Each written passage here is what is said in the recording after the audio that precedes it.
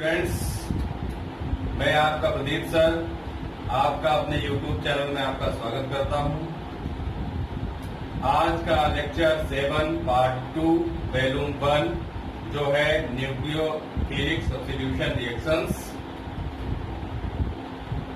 मैं आपको nucleophilic substitution reactions आज एक्सप्लेन करूंगा। आपने एनसीईआरटी के बुक में देखी होंगी न्यूक्लियोफिलिक सब्स्टिट्यूशन रिएक्शंस एक टेबुलर फॉर्म में दी हुई है। अभी मैं आपको स्क्रीन पे वो सारी रिएक्शंस अभी आपको दिखाऊंगा। उससे पहले आप ये देख लीजिए, आज का हमारा टॉपिक है न्यूक्लियोफिलिक सब्स्टिट्यूशन रिएक्शंस। अब मैं आपको अपने स्क्रीन पे वो सारी रिएक्शंस दिखाने जा रहा हूँ। देखिए,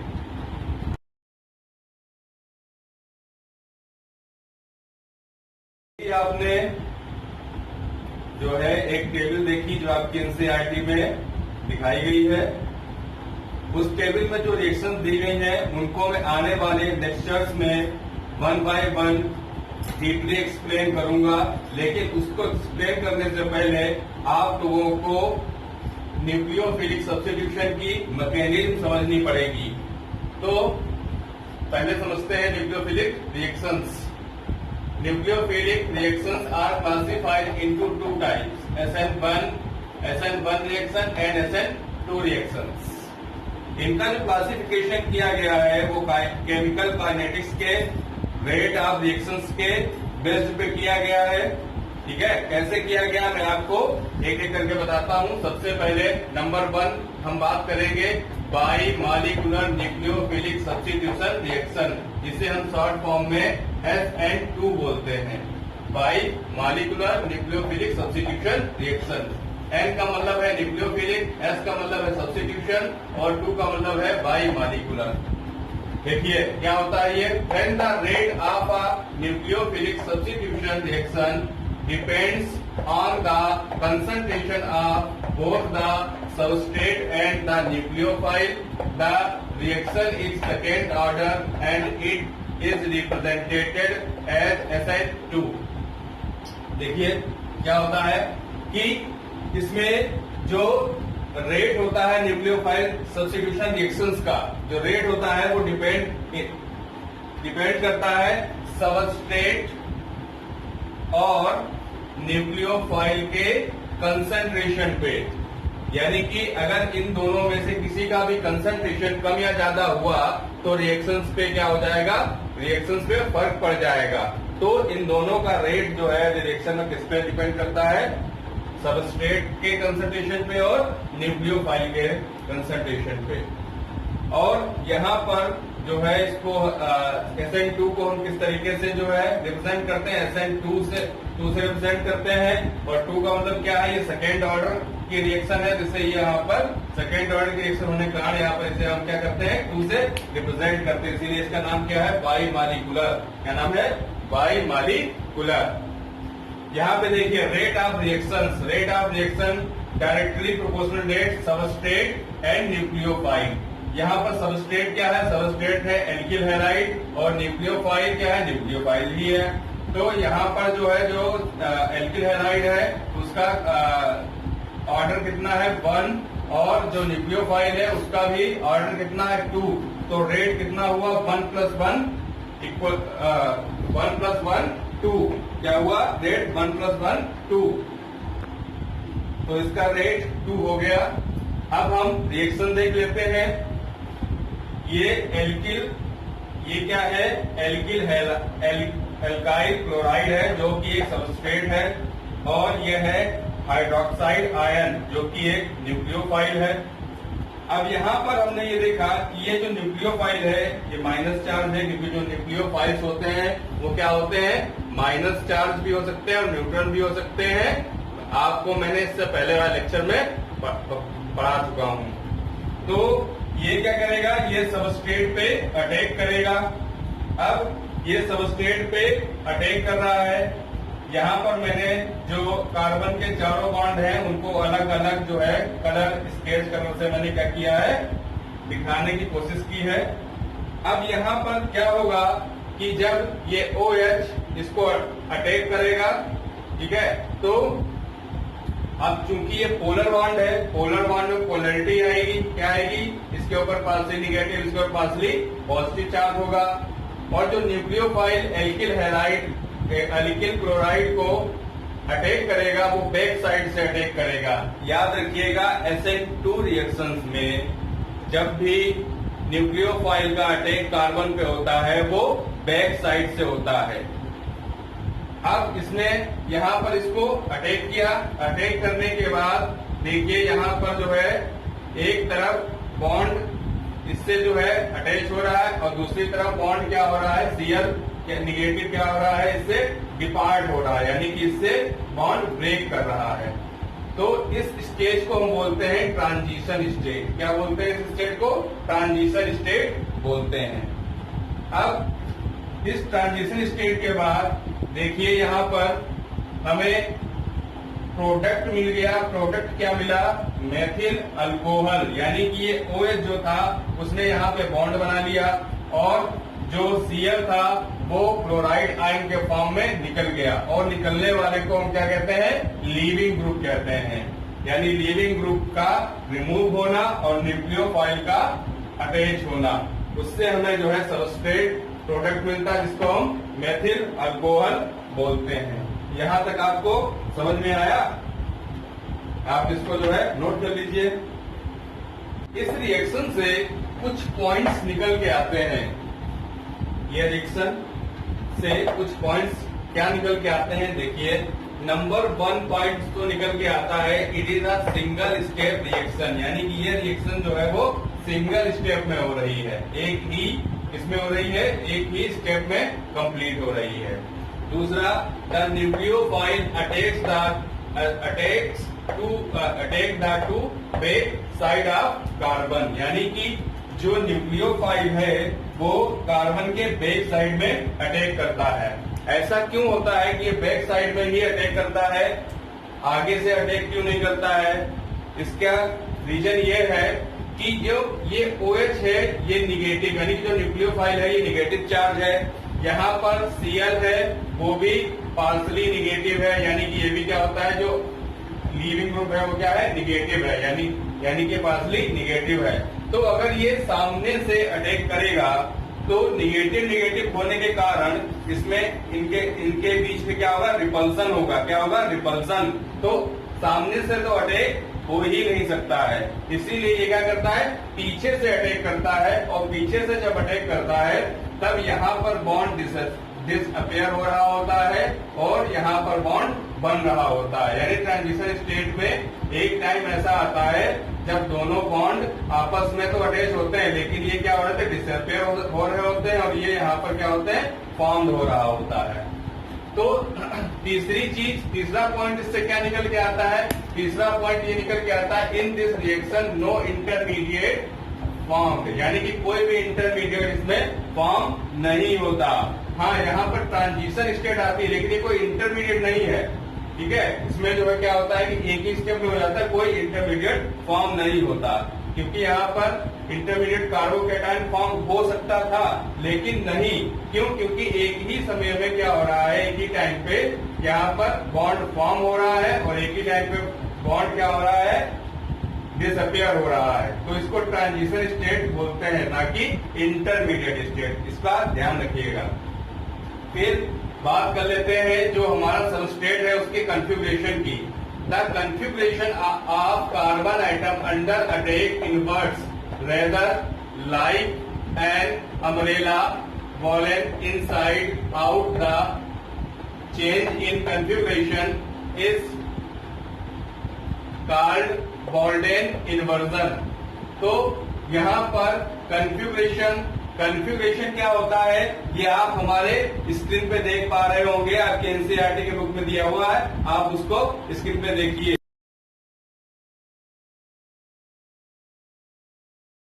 आपने ये देखा होगा अभी स्क्रीन पे कि कॉन्फ़िगरेशन क्या है और उसमें क्या लिखा हुआ है। तो उसमें ये लिखा हुआ है कि जो कॉन्फ़िगरेशन है, ठीक है, उसमें क्या है कि ऐसा स्पेशियल कार्बन के चारों तरफ एक ऐसा स्पेशियल अरेंजमेंट है जिसमें अलग अलग फंक्शनल ग्रुप अटैच है, उसको बोलते हैं कॉन्फ़िगरेशन। तो यहाँ पर हम फोर्थ पॉइंट की बात कर रहे थे। फोर्थ पॉइंट में ये कहा गया है कि कार्बन एटम जो है अटैक करता है इनवर्स, यानी कि जो है and rather like an umbrella one side, यानी कि जब ये अटैक करता है तो इस तरीके से होता है कॉन्फ़िगरेशन इसका। लेकिन बाद में जब प्रोडक्ट बनता है उसका कॉन्फ़िगरेशन क्या रहता है, चेंज हो जाता है। देखिए मैंने अलग अलग कलर से इसीलिए बॉन्ड मैंने इसको दिखाया है। देखिए यहाँ पर Cl है, ये आगे की तरफ है, यहाँ पर OH आ गया, Cl की जगह वो पीछे की तरफ। यहाँ पर ये ग्रीन वाला बॉन्ड जो है यानी अबव द प्लेन जो बॉन्ड है वो इस साइड था, वो इस साइड आ गया। और ये जो रेड कलर से बॉन्ड बना है बिलो द प्लेन वो इस साइड में आ गया। और ये जो है ये वाला जो बॉन्ड है ये इस साइड से इस साइड में आ गया। तो आपने अभी एनसीईआरटी का जो मैंने आपको स्क्रीन दिखाई थी स्क्रीन पे, उसमें आपने देखा हो कि ये दोनों एक दूसरे के मिरर इमेज हैं। क्या है, अगर इसको इस तरीके से देखें, अगर यहाँ पर भी Cl लगा होता तो ये दोनों एक दूसरे के क्या होते, मिरर इमेज होते। हालांकि यहाँ पर ये दोनों एक दूसरे के मिरर इमेज नहीं है, क्योंकि यहाँ पर Cl है, यहाँ पर OH है। लेकिन मैं बात कर रहा हूँ जो आपको अभी एनसीईआरटी का मैंने जो स्क्रीन पे एक पिक्चर दिखाई थी उसकी बात कर रहा हूँ। तो अब बात कर लेते हैं अम्ब्रेला, यानी कि क्या हुआ कि जब हम कभी बरसात में तेज हवा चल रही होती है और हम अम्ब्रेला लेके यानी कि छाता लेके जो है जाते हैं, तो क्या होता है कि तेजी से हवा आती है और अम्ब्रेला क्या हो जाता है, अम्ब्रेला उड़ जाता है और उल्टी साइड में खुल जाता है। ठीक है, उसी तरीके से क्या हुआ है कि यहाँ अम्ब्रेला खुल गया है। पहले अम्ब्रेला इस तरीके से हम यहाँ पे पकड़े हुए थे, अब अम्ब्रेला इधर को हो गया, तो ये अम्ब्रेला की तरह क्या होता, उल्टा जाता। तो देखिए ये देखिए अम्ब्रेला खुल गया है, अम्ब्रेला खुल गया। ये अम्ब्रेला दिख रहा है, देखिए इस तरीके से क्या हुआ, अम्ब्रेला उल्टा हो गया। तो इसको बोलते हैं बॉल्डन इन्वर्जन। क्या बोलते हैं इसको, बॉल्डन इन्वर्जन, जब अम्ब्रेला पूरी तरीके से उल्टा हो जाए। अब ये देखिए अम्ब्रेला पूरी तरीके से उल्टा हो गया, तो इसे क्या बोलते हैं, इस टाइप को बॉल्डन इन्वर्जन। तो इस तरीके से हमने यहाँ पर इसकी थोड़ी सी स्टीरियो केमिस्ट्री भी समझी, यानी कि कॉन्फ़िगरेशन किस तरीके से है, ये स्टीरियो केमिस्ट्री भी इसकी थोड़ी तरीके से समझी। तो बाकी स्टीरियो केमिस्ट्री में आगे के लेक्चर्स में आपको समझाता रहूंगा, लेकिन यहाँ पर ये थोड़ी सी समझने की जरूरत थी तो आपने समझी होगी। तो SN2 रिएक्शन जो होती है, SN2 reactions are feasible only if a stronger base displaces a weaker base। यानी कि SN2 रिएक्शन में क्या होता है कि जो स्ट्रॉन्ग बेस होगा, तो स्ट्रॉन्ग बेस यहाँ पर कौन है, स्ट्रॉन्ग बेस जो है यहाँ पर OH है, वो इसको रिप्लेस कर देगा वीक बेस को, और वीक बेस यहाँ पर क्या है, Cl है। यानी कि यहाँ पर जो स्ट्रॉन्ग बेस होगा वो वीक बेस को रिप्लेस कर देगा, यानी कि जो स्ट्रॉन्ग होगा वो वीक बेस को धक्का देकर हटाएगा और खुद अपना बॉन्ड यहाँ पर फॉर्म कर लेगा। तो इसके लिए क्या होना चाहिए, अगर इसका उल्टा होगा, वीक बेस स्ट्रॉन्ग बेस यहाँ पे होगा तो रिएक्शन होगी नहीं, अगर होगी भी तो क्या हो जाएगी, रिवर्सिबल रिएक्शन हो जाएगी। तो इसलिए यहाँ पर क्या होना चाहिए कि स्ट्रॉन्ग बेस का होना, न्यूक्लियोफाइल ऐसा स्ट्रॉन्ग बेस होना चाहिए, और जबकि लीविंग ग्रुप कैसा होना चाहिए, एक वीक बेस होना चाहिए। लीविंग ग्रुप वीक बेस होना चाहिए, और न्यूक्लियोफाइल जो अटैक कर रहा है वो क्या होना चाहिए, वो होना चाहिए स्ट्रॉन्ग बेस। तो आपको समझ में, अब मैं यहाँ पर 1 2 3 4 5 6 पॉइंट इसका जो है ट्रांजिशन स्टेट का स्टेट भी दिखाऊंगा आपको। देखिए,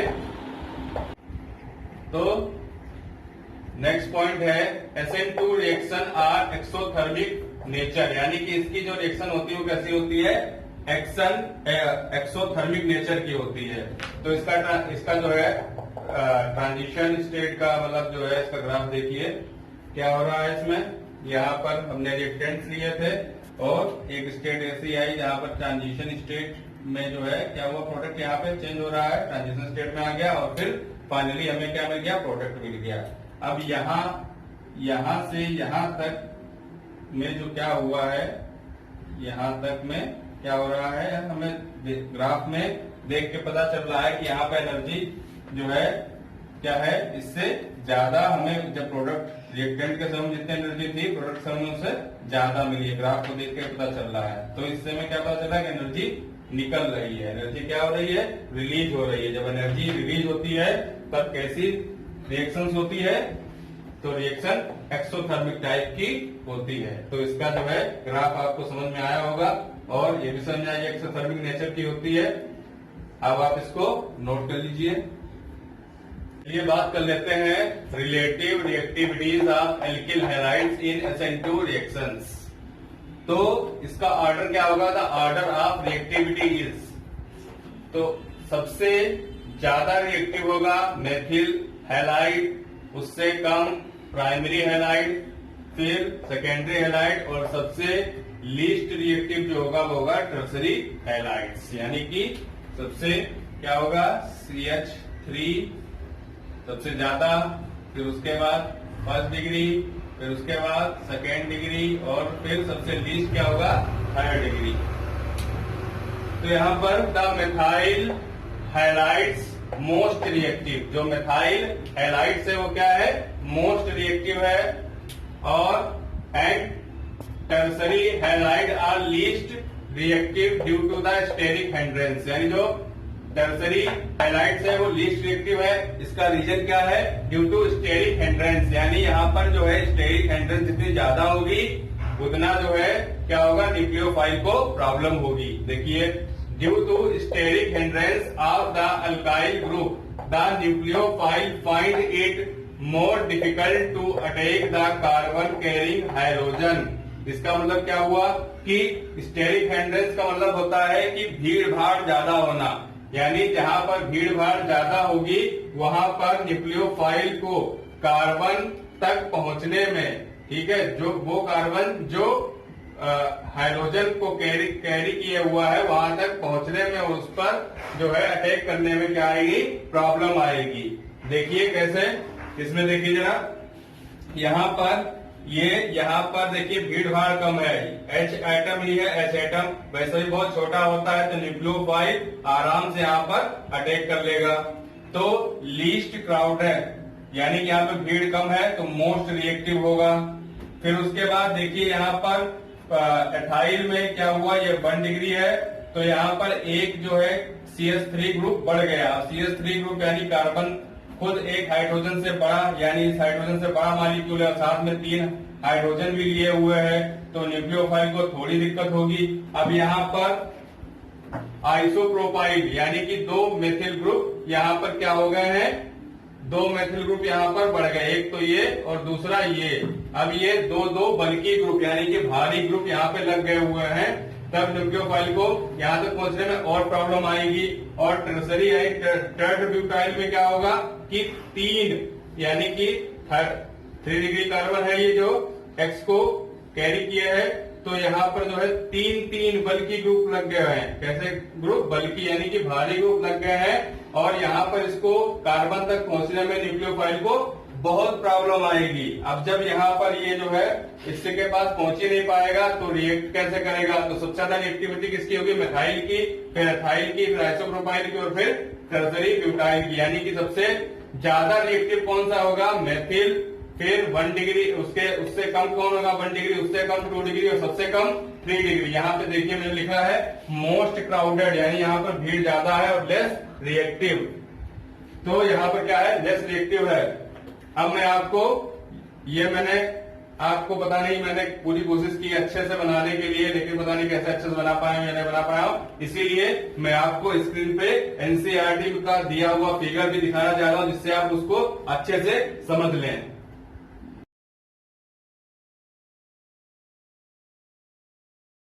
तो आपने एनसीईआरटी का फिगर देखा, उसमें आपको समझ में आया होगा कि किस तरीके से जो है इसमें स्टेरिक हिंड्रेंस जितनी ज्यादा होगी उतना ज्यादा वो हैलाइड क्या होगा, लीस्ट रिएक्टिव होगा। तो सबसे ज्यादा हिंड्रेंस किसके पास है, 3rd डिग्री के पास। तो 3rd डिग्री सबसे लीस्ट रिएक्टिव है, और सबसे कम हिंड्रेंस किसके पास है, मेथाइल के पास। तो सबसे कम कौन सा होगा, मेथाइल होगा।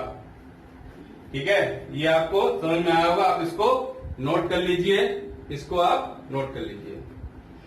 इसी पे बेस्ड न्यूक्लियोफिलिक सब्स्टिट्यूशन यानी SN2 रिएक्शन पे बेस्ड एनसीईआरटी में एक इंडेक्स क्वेश्चन दिया हुआ है जो है 10.7। उसको हम देख लेते हैं यहीं पर। Which alkyl halide form the following pair would you expect to react more rapidly by SN2 mechanism? Explain your answer। तो कह रहा है कि यहाँ पर जो पेयर दिए गए हैं, एक पेयर, ये 3 पेयर है, इसमें जो है इन पेयर में से कौन सा जल्दी SN2 मैकेनिज्म में मोर रिएक्ट करेगा, मोर रैपिडली यानी बहुत जल्दी रिएक्ट करेगा, यानी कि किसकी रिएक्टिविटी ज्यादा है। तो यहाँ पर मैंने आंसर भी लिख रखा है, देखिए ये वाला जो है ये क्वेश्चन यहाँ तक है। ये वाला इस पेयर में ये 1 डिग्री है और ये 2 डिग्री एल्किल हैलाइड है, और हम जानते हैं कि 1 डिग्री ज्यादा रिएक्टिव होता है और 2 डिग्री कम रिएक्टिव होता है, क्योंकि 2 डिग्री के पास स्टेरिक हिंड्रेंस ज्यादा होता है। फिर बात कर लेते हैं सेकेंड पेयर की। सेकेंड पेयर में ये वाला एल्किल हैलाइड 2 डिग्री है, जबकि ये वाला एल्किल हैलाइड 3 डिग्री है, और 3 डिग्री वाले में ज्यादा स्टेरिक हिंड्रेंस होती है 2 के रेस्पेक्ट में। तो जब 2 और 3 की बात करेंगे तो 3 वाला लेस रिएक्टिव होगा किससे, 2 वाले से। अब यहाँ पे बात कर लेते हैं इस वाले की। इसमें क्या है कि यहाँ पे देखिए, अगर काउंटिंग करें तो 1 2 3 और 4, और यहाँ इसमें काउंटिंग करें तो 1 2 3 और 4, यानी कि ये वाला न्यूक्लियोफाइल इस वाले कार्बन पे अटैक करेगा, क्योंकि यही बीआर को कैरी किए हुए है। तो इसके पास वाला जो कार्बन है उसके पास एक बल्की ग्रुप लगा हुआ है, यानी 2 नंबर पे, जबकि इस वाले कंपाउंड में कहाँ पे लगा हुआ है, 3 नंबर पे लगा हुआ है, यानी यहाँ पे अटैक करेगा। तो यहाँ से अगर न्यूक्लियोफाइल अटैक करता है तो उसको क्या आएगी, प्रॉब्लम आएगी, क्योंकि यहाँ पे एक बल्की ग्रुप लगा हुआ है, और यहाँ पे न्यूक्लियोफाइल अगर अटैक करेगा तो उसको उतनी प्रॉब्लम नहीं आएगी, क्योंकि बल्की ग्रुप कहाँ लगा हुआ है, यहाँ पे 3 नंबर पे, जबकि यहाँ पर 2 नंबर पे। तो ज्यादा रिएक्टिव कौन सा होगा, ये ज्यादा रिएक्टिव होगा और ये लेस रिएक्टिव होगा। आंसर में देखिए, तो सबसे ज्यादा लेस स्टेरिक हिंड्रेंस ये वाले जो है उसमें लेस स्टेरिक हिंड्रेंस है, तो ये मोर रैपिडली रिएक्ट करेंगे, जबकि इधर वाले जो है वो मोर स्टेरिक हिंड्रेंस लिए हुए हैं, तो ये लेस रिएक्टिव है। और यहाँ पर ये 1 डिग्री है, 1 डिग्री, ये 2 डिग्री, ये 2 डिग्री और ये 3 डिग्री, ये 1 डिग्री, ये 1 डिग्री, लेकिन यहाँ पर क्या है, यहाँ पे 2 कार्बन नंबर वाले के पास बल्की ग्रुप है, और यहाँ पर 3 कार्बन नंबर वाले के पास में क्या लगा हुआ है, बल्की ग्रुप लगा हुआ है। यहाँ पर हम इसकी रिएक्टिविटी भी देख लेते हैं। सबसे CH3 यानी मेथिल सबसे ज्यादा, फिर 1 डिग्री, उससे कम, फिर उससे कम 2 डिग्री, और सबसे लास्ट में 3 डिग्री। तो ये इसका एक्सप्लेन, क्योंकि इसमें लिखा हुआ एक्सप्लेन योर आंसर, तो एक्सप्लेनेशन क्या है कि स्टेरिक हिंड्रेंस के बारे में आप इसको बता सकते हैं, जो कि मैं अभी बता चुका हूँ आपको, उसके बेस पे इसको एक्सप्लेन किया जा सकता है। तो ये लेक्चर 7 पार्ट 2 वॉल्यूम 1 हमारा यहाँ पे खत्म होता है। यह आपको कैसा लगा, नेक्स्ट लेक्चर में हम इसका आगे की बातें भी आपको बताएंगे। तब तक के लिए आप लोग पढ़ते रहिए, और तब तक के लिए आप लोगों को गुड बाय।